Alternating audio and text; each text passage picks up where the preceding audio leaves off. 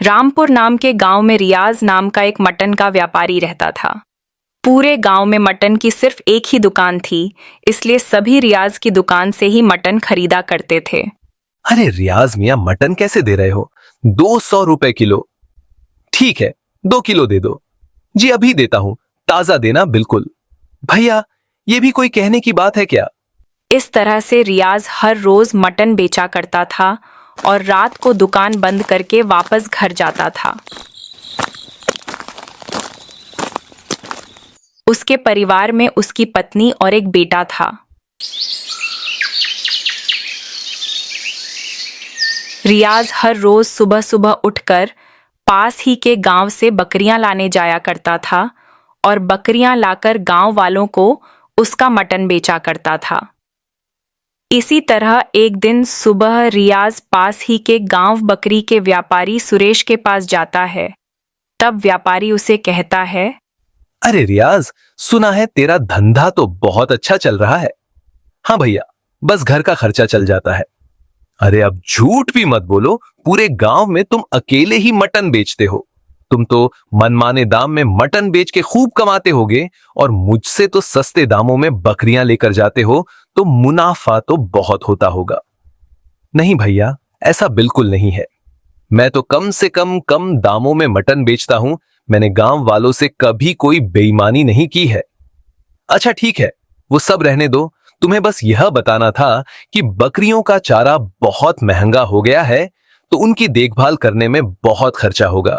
इसलिए आज से बकरियों के दाम भी बढ़ गए हैं। एक बकरी 4000 की मिलेगी। अरे नहीं नहीं भैया, मैं ऐसा मत कहिए। इतनी महंगी बकरियां मैं कैसे खरीद पाऊंगा? और अगर बकरियां इतनी महंगी खरीदूंगा तो इसका मटन सस्ते दामों में गांव में जाकर कैसे बेचूंगा? देखो भाई, लेना है तो लो, नहीं तो और भी हैं खरीदने वाले। रियाज के पास बकरी खरीदने के अलावा और कोई रास्ता नहीं था, क्योंकि सुरेश को छोड़कर गांव में और कोई भी बकरियां नहीं पाला करता था। सुरेश ने इसी बात का फायदा उठाना शुरू कर दिया और वह अपने ग्राहकों को महंगे दाम में बकरियां बेचने लगा। ठीक है भैया, आज तो फिर मैं एक ही बकरी ले जा सकूंगा। पहले की तरह 1000 की देते तो 4 बकरियां ले जा सकता था। अरे भाई, ऐसी कोई बात नहीं। अगर महंगी लग रही है तो जाओ दूसरे आदमी से ले लो। यह कहकर सुरेश हंसने लगता है और रियाज एक बकरी लेकर घर वापस आ जाता है।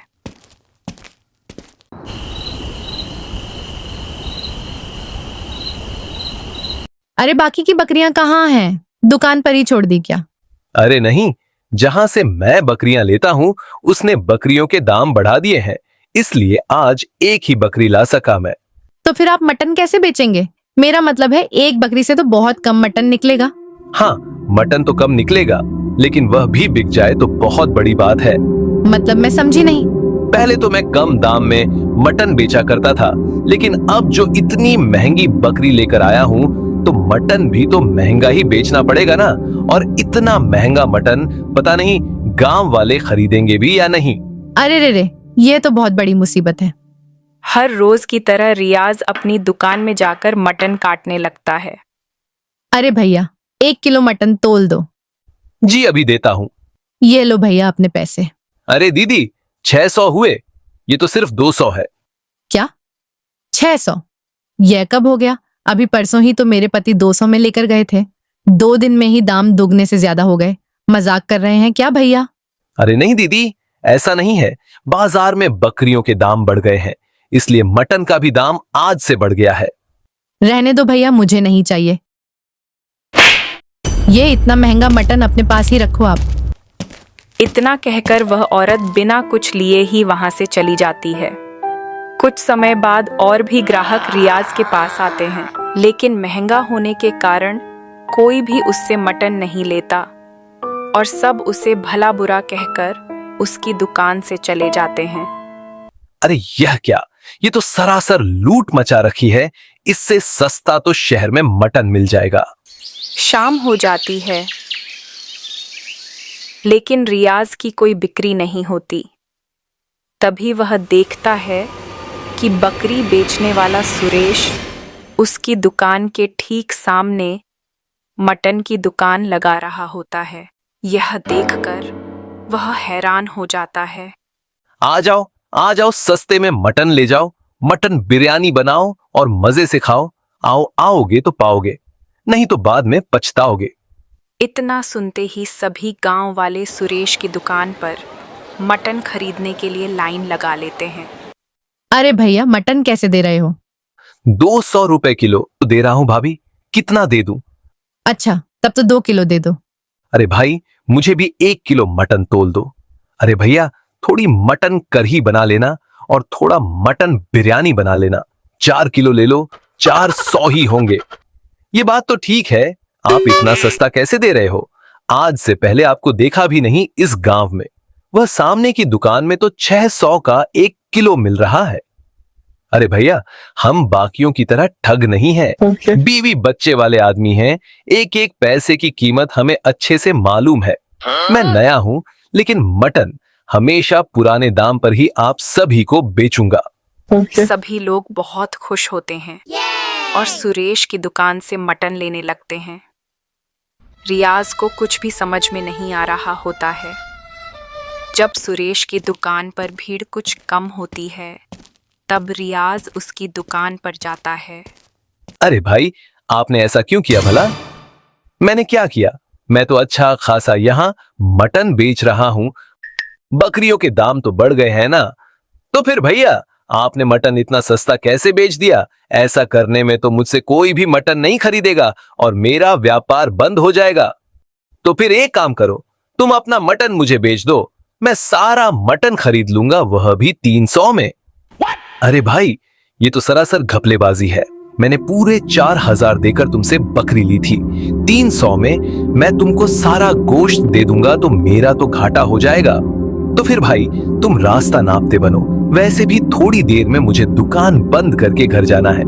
रियाज अब बुरी तरह से फंस चुका था, इसलिए मजबूर होकर उसने सारा मटन सुरेश को 300 में भी दिया और दुखी मन से घर वापस आ गया।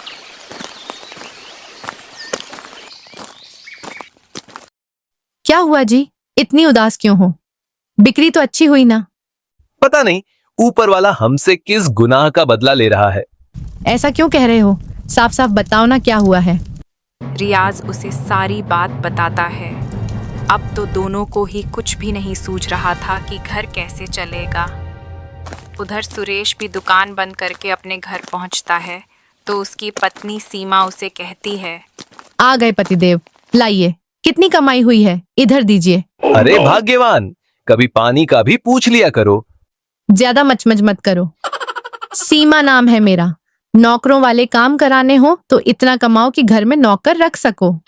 तुम भी ना? अच्छा छोड़ो, आज तो पहले से भी ज्यादा कमाई हुई है, पूरे 6000 मिले हैं। अच्छा जी, आज कौन सी घपलाबाजी करी तुमने? सुरेश उसे बात बताता है कि कैसे उसने सस्ता मटन बेचकर रियाज का धंधा चौपट कर दिया। इस पर सीमा उसे कहती है, अरे मेरे मूर्ख पतिदेव, मेरे मायके से मिली सोने जैसी बकरियों को तुमने इतने सस्ते में कैसे बेच दिया? पता भी है सोने का भाव कितनी तेजी से आसमान छू रहा है। मुझे पता था तुम यही कहोगी, लेकिन मैं और करूं भी क्या? घर में आते ही तुम पैसे मांगने लगती हो। कहां से लाऊं इतने सारे पैसे? और तुम्हें ये कहां से सोने की बकरियां दिखी? सीमा नाम है मेरा। पैसे तो चाहिए ही चाहिए मुझे, वो भी बहुत सारे। और हाँ, मेरी बकरियां किसी सोने से कम नहीं है।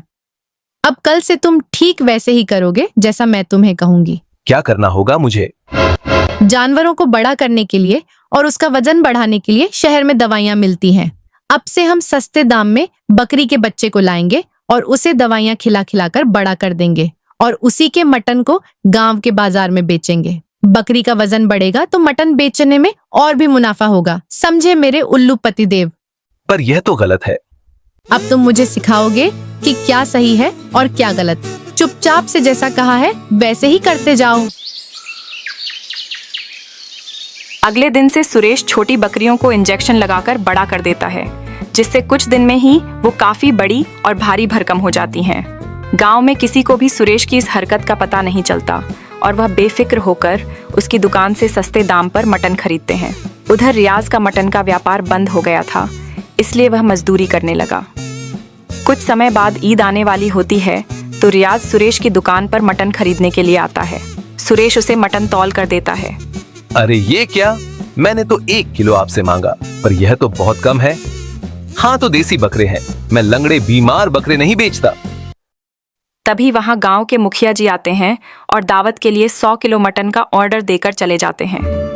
रियाज दूर से सब देख रहा होता है क्योंकि उसे सुरेश पर शक हो गया था। 100 किलो मटन के ऑर्डर के लिए इतनी आसानी से हाँ कह दिया। आखिर कहां से लाएगा इतना सारा मटन? मटन में जरूर कुछ काला है, अब तो देखना ही पड़ेगा। रियाज जब शाम को दुकान बंद करके घर जाता है तो सुरेश का पीछा करता है और देखता है कि सुरेश और उसकी पत्नी सीमा अपने फार्म में रखी छोटी बकरियों को इंजेक्शन दे रहे होते हैं। बस परसों ईद है और तब तक ये बकरियां काटने के लिए तैयार हो जाएंगी। हाँ, और फिर होगी पैसों की बारिश। आखिर सीमा नाम है मेरा। यह सब देखकर रियाज को सब कुछ समझ में आ जाता है और उसने अब सोच लिया था कि वह सुरेश और सीमा का भांडा फोड़कर ही रहेगा। ईद वाले दिन सुरेश 100 किलो मटन लेकर सरपंच के घर पहुंचता है। लेकिन जब दावत में लोग मटन बिरयानी खाने लगते हैं तो सरपंच देखता है कि बिरयानी तो कम पड़ रही है। वह बहुत घबरा जाता है। अरे ये क्या, मैंने तो इतनी सारी मटन बिरयानी बनवाई थी, फिर भी ये कम कैसे पड़ सकती है? ऐसे में तो सभी लोग मेरा मजाक उड़ाएंगे। तभी वहां रियाज आता है और सरपंच जी को अपने फोन में रिकॉर्ड हुई सुरेश की काली करतूतें दिखाता है। सरपंच जी, ये सुरेश ना जाने कब से ऐसे दवाइयों वाले मटन को पूरे गांव में बेच रहा है। इसी को खाकर कई बार लोग बीमार भी हो गए हैं। इसी ने मेरे मटन का व्यापार भी बंद करवाया था और इसी की वजह से आज आप भी बदनामी की कगार पर खड़े हैं। इतना सुनते ही सरपंच तुरंत सुरेश और उसकी पत्नी सीमा को पूरे गांव वालों के सामने बुलाते हैं और गांव वालों को सारी बात बताते हैं। सभी गांव वाले गुस्से में उन्हें मारने के लिए आगे बढ़ने ही वाले थे। तभी रियाज उन्हें रोक देता है और समझाने लगता है। उसके बाद सुरेश की पत्नी सीमा कहती है, मुझे माफ कर दो रियाज, मैं पैसे की लालच में अंधी हो गई थी। हम दोनों यह गांव छोड़कर चले जाएंगे और एक नई जिंदगी की शुरुआत करेंगे। उस दिन से रियाज दोबारा मटन की दुकान खोलता है और अब उसकी दुकान में पहले से भी ज्यादा ग्राहक आने लगते हैं।